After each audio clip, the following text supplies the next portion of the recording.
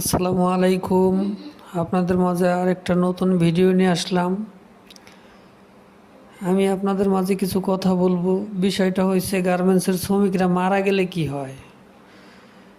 গার্মেন্টসের শ্রমিকরা মারা গেলে কি হয়, এই যে আমি বাইক চালাচ্ছি, পেছনে রেখে এসেছি হাজার শ্রমিকের কষ্টের গল্প। গার্মেন্টসে চাকরি করা মানেই ভোরে ঘুম ভাঙা, সারাদিন মেশিনের শব্দে কান ঝালাপালা, আর রাতে ক্লান্ত শরীর নিয়ে ঘরে ফেরা। কিন্তু জানেন কি, এই শ্রমিক যদি হঠাৎ বাইরে অসুস্থ হয়ে মারা যায়, তখন কোম্পানির দায়িত্ব শুধু একটা গাড়ি ভাড়া করে লাশটা বাড়ি পাঠিয়ে দেয়।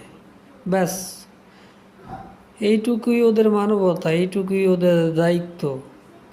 না কোনো সহানুভূতি, না কোনো ক্ষতিপূরণ, না কোনো পরিবারকে সান্ত্বনা। এই হলো গার্মেন্টসের শ্রমিকের জীবন, যেন একটা যন্ত্র। চলে যতক্ষণ চলে, বন্ধ হলে ফেলে দেওয়া যায়।